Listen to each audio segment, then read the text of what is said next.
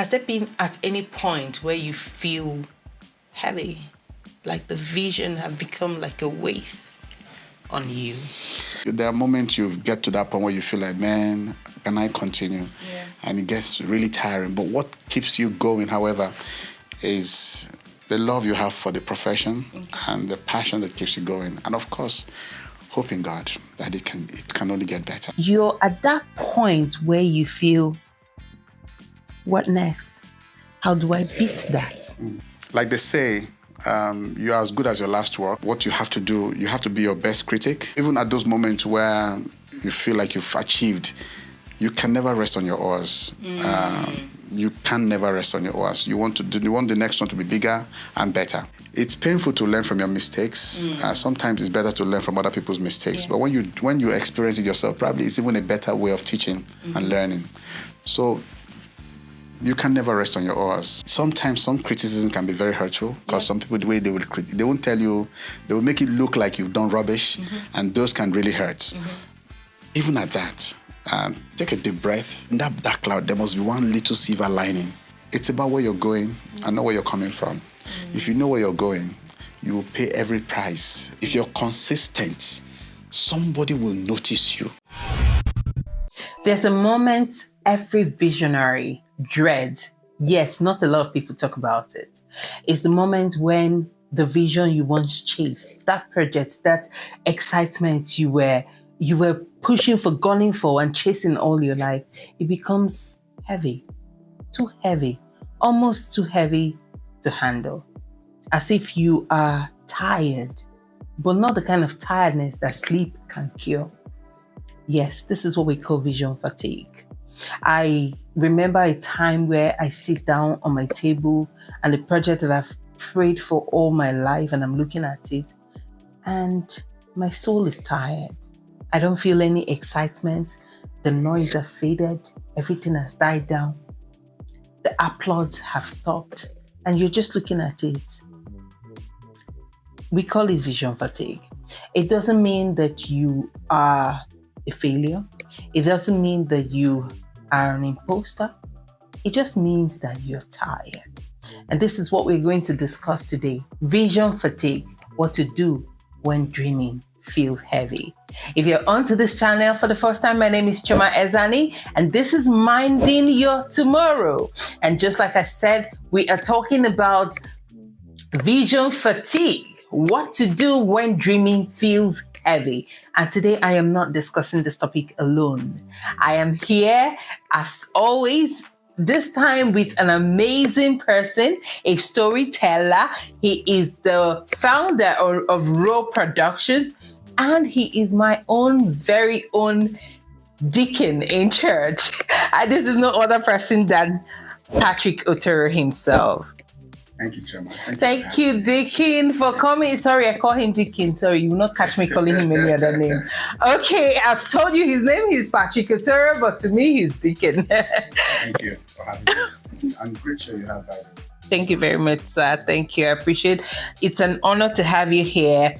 And I have been under his care. He's, the ministry. He's the head of the Ministry of Drama Ministry and Family Worship Center, which I am proud to be a member of. And he has helped us grow from stages to stages.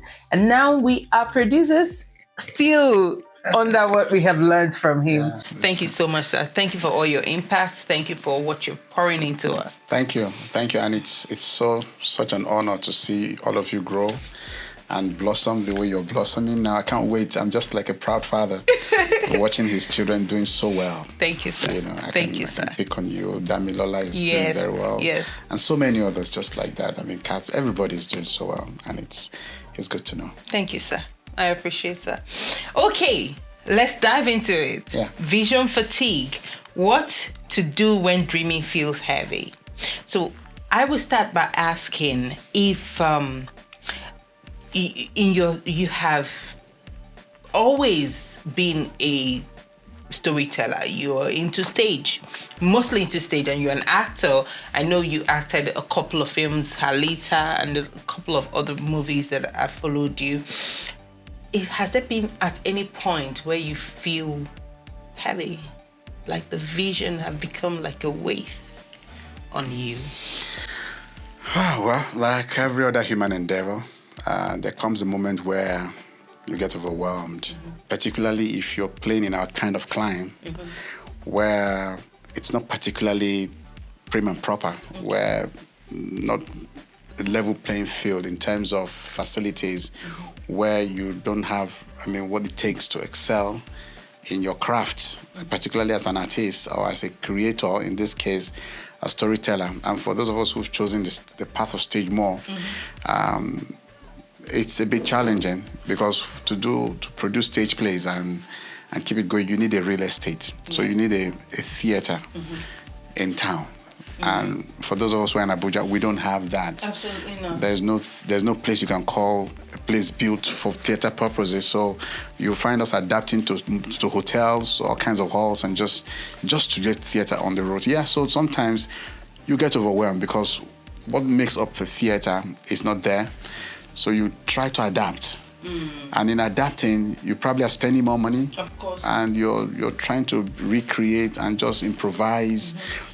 So yes, there are moments you get to that point where you feel like, man, can I continue? Yeah. And it gets really tiring. But what keeps you going, however, is the love you have for the profession and the passion that keeps you going. And of course, hope in God that it can only get better. Wow. Hope in God that it can only get better, and also the love for the profession.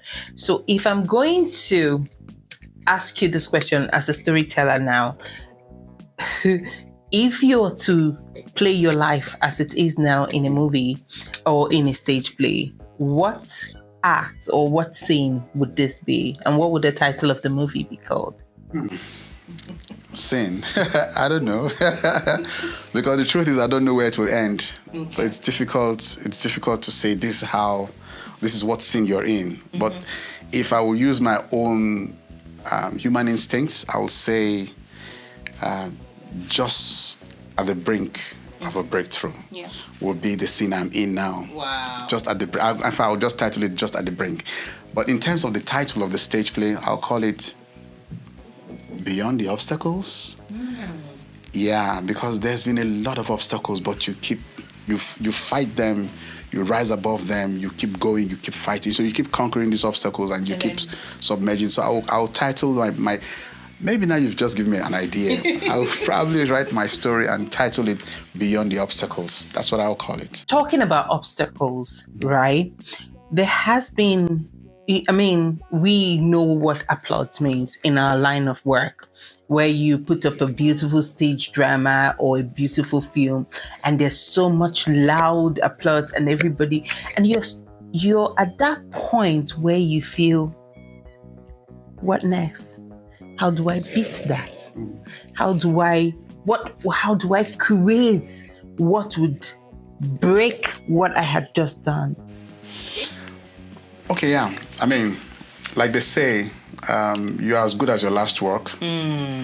So for me, when I do a production and I get those applauds, I just tell myself the next one has to be better. What you have to do, you have to be your best critic, for starters. And once you can achieve that, to honestly criticize your work and look at where you failed, what you could have done better. So as you go on to the next gig, you try to improve on what you do. Okay. And so, even at those moments where you feel like you've achieved, you can never rest on your oars. You can never rest on your oars. You want the next one to be bigger and better, because as you keep improving, you keep breaking barriers. So the bars you raise is what keeps you going. That's what I do. So for every production I do, I look back at this. Okay, I didn't do this right. I could have done this better. So next time I want to do another one, I take the mistakes from the past one, I refine them and just move on. And so just like every other human endeavor, it's painful to learn from your mistakes. Sometimes it's better to learn from other people's mistakes. But when you experience it yourself, probably it's even a better way of teaching and learning. So you can never rest on your oars. Wow. So what I hear you saying you have to reflect. Oh, yes. For every time you do something, you have to take some time off, pause, And think about what you have just done. And also get feedback from people. And get feedback Yes, from people. beyond the applause, there must be one person who will tell you something. And those are the voices I listen to more, not the ones that clap. No. I look out for those who tell me, this thing, no, that one, no. Those are the ones I take home. The applause naturally come. So I never take any critique of my work negatively. I think it builds me and makes me a better creative. You know, what you just said is so profound, in the sense that I've heard a lot of people shut down just because they received a negative criticism. And for you embrace it. And then you let it do what it's supposed to do, which is make you look inward, look at what you're doing, and see ways to make it better. Absolutely. So it all boils down to one of the things we say very much on this channel about self-awareness. Because you know yourself and you know what you believe in, you know who you are, you know your core, and you know what you're delivering, you are able to sift through criticism and see what you can take out of it, as opposed to seeing it as a condemnation to what you have just put out. Yeah, that's the only way you can be better. Yeah. I mean, if you're open-minded and broad and understand that for every work of art, everybody cannot receive it as you expect it. So people will criticize it. And the thing to do, sometimes some criticism can be very hurtful, because some people, the way they won't tell you, they will make it look like you've done rubbish, and those can really hurt. Even at that, take a deep breath, and it sounds something like a dark cloud. It's like, how can you just rubbish everything I've done? But in that dark cloud, there must be one little silver lining that you can pick out and say, okay, but they said this about this, so let me hold on to that. And this huge dark cloud, can I find a way to transform it, to make it some silver label? Wow. Now, I'm going to talk as a creative, and I know that there are a lot of people who are watching out there who are not creatives. However, in whatever industry, whatever sphere of life you find yourself in, what we're talking about, you can translate to where you are and figure out how you can sort yourself out from where you are.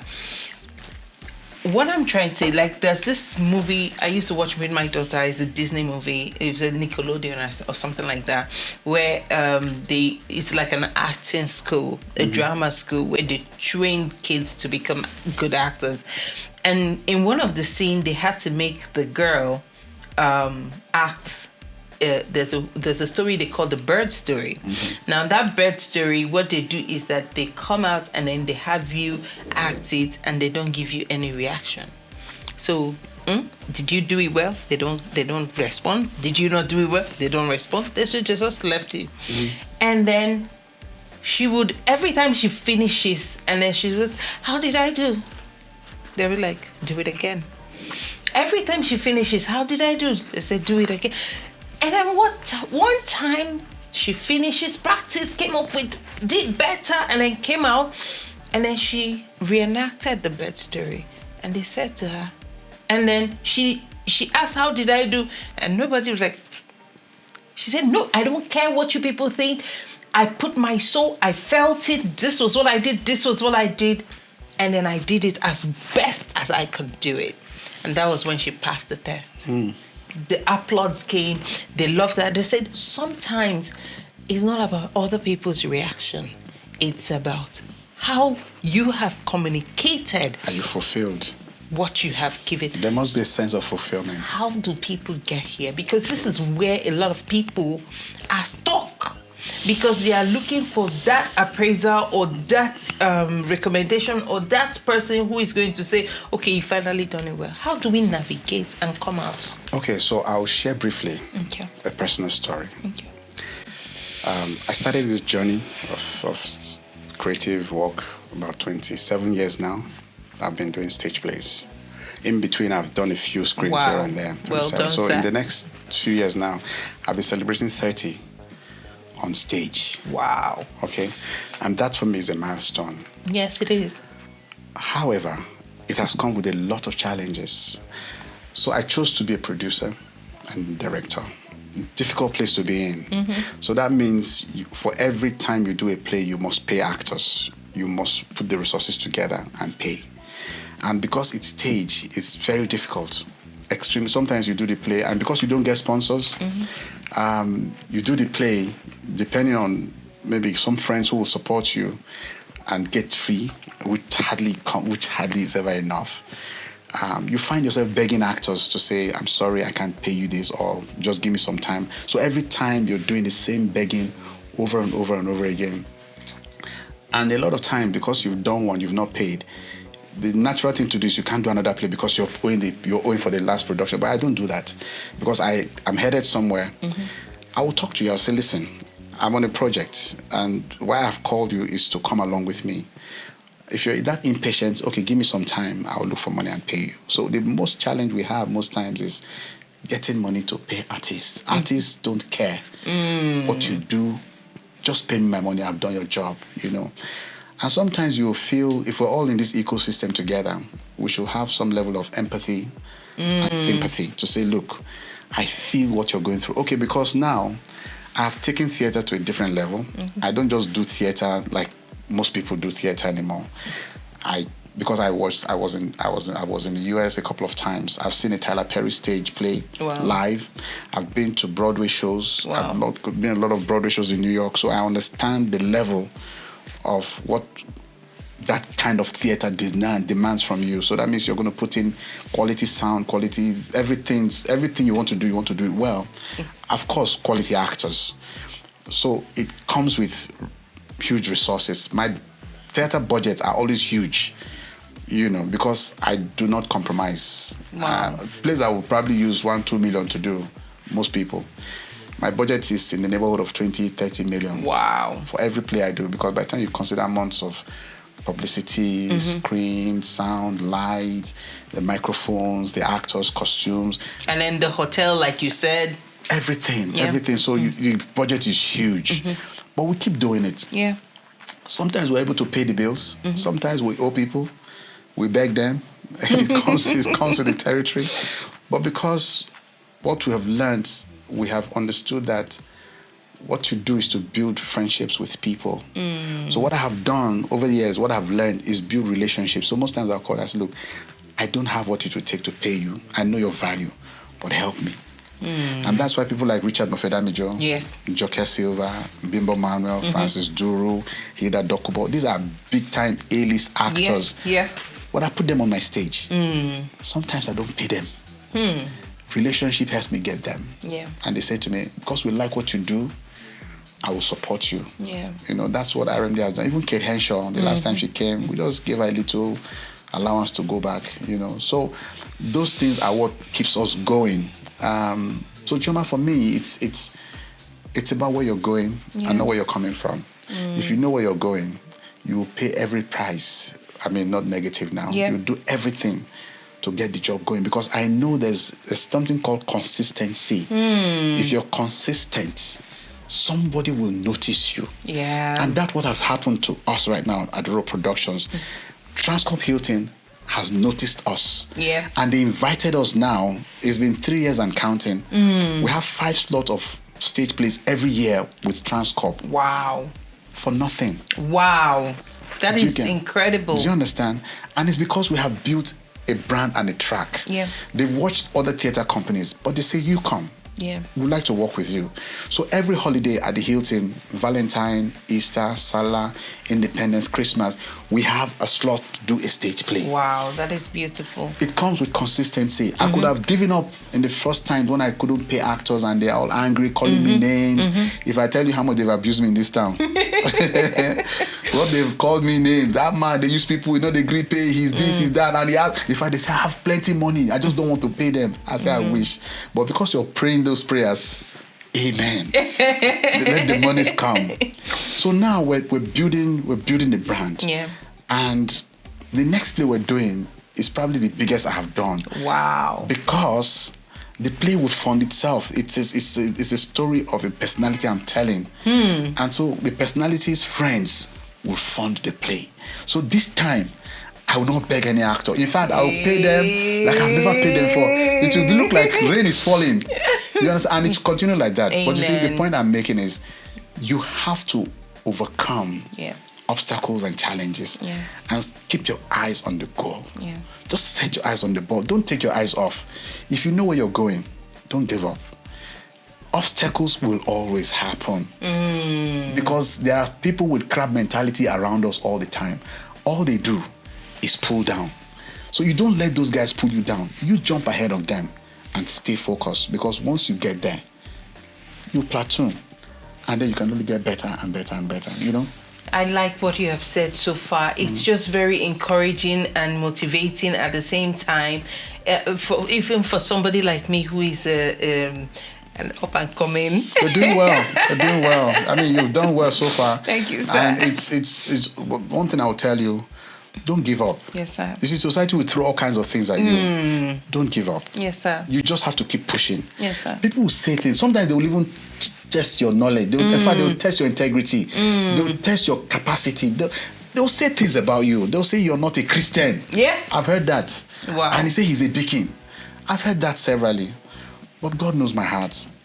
Nobody would like to owe anybody. Yeah. And so when money comes, you also know that the man has money. You will give and give and give. Or when there's no money, you will beg. So what I have learned, in summing up now, is that those of us in the industry who play, if somebody calls you, please put yourself in the person's shoes. While you want to be paid, yes, you spend time for rehearsals and all that, the person who engaged you know that you deserve to be paid. Definitely. Believe people that when they say, look, it's tough. And you can even see during the when you are in a production, you will know if there's money or there's no money. Definitely. You will know. So at such moments, have empathy. Okay. You know, have empathy. Okay. Yeah. So thank you so much. Oh my God, it's been incredible, sir, having you. But before we go, I just want you to say one last thing to the audience. A lot of people are fatigued. A lot of people are weary. A lot of people are tired. It's not that they don't know that they are called. They know that the passion is killing them, but they are really genuinely tired. And it could be as a result of almost all the things you have mentioned. Yeah. The challenges, the obstacles, the even just life, just being life. And they're in that state right now. Sir, talk to them. There's a time you feel like you're in the wrong profession. It feels like you chose the wrong career. It just feels like I should have been a doctor, I should have been an engineer, I should have been a lawyer. What am I doing here? If I was this, if I was that, if I was a banker. I feel that way sometimes too. I feel like maybe I should have been a real estate person. I can talk. I'm a good talker. Trust me. Maybe if I went into real estate, I can market anything. What am I doing here? Why am I going through this circle over and over again? But I know there's a payday. Because the Bible even says, those who wait upon the Lord shall renew their strength. If God is your source, if God is who has brought you to where you are, hold on. Just hold on. Trust me. At the time, in the nick of time, He will pick you up and you will even forget all the pains. I think I've gotten to that brink where my pains are gone now. And I pray the same for you as you watch. Wow. I just pray God to just give you vision. Don't give up. Don't let off and don't let go. Wow. Amen. I will say a huge amen to that. It has been an incredible time speaking with Patrick Otero here today. It's just amazing. And if you have never seen any of his play, you are snoozing. If you're in Abuja and you've never seen any of his play in Transcorp, please, he has told you that's the secret. There's an expo every holiday. So check out for October 1st. Yeah, are we looking? Yes. Big. Wait for October 1st and go to Transcorp. Don't even wait to see the advert. Just carry yourself to Transcorp Hilton and find out what is happening. And trust me, it's always very affordable. Always. Like but now we've upped usually the game. We're expensive now. 20. We're expensive now. No. Table is 5 million now. 5 million. That's stable, but there's some for the little ones. There will be no regular this time around. Oh my VIP God. will be our list ticket. I'm serious. So how much is the VIP? 30. 30,000.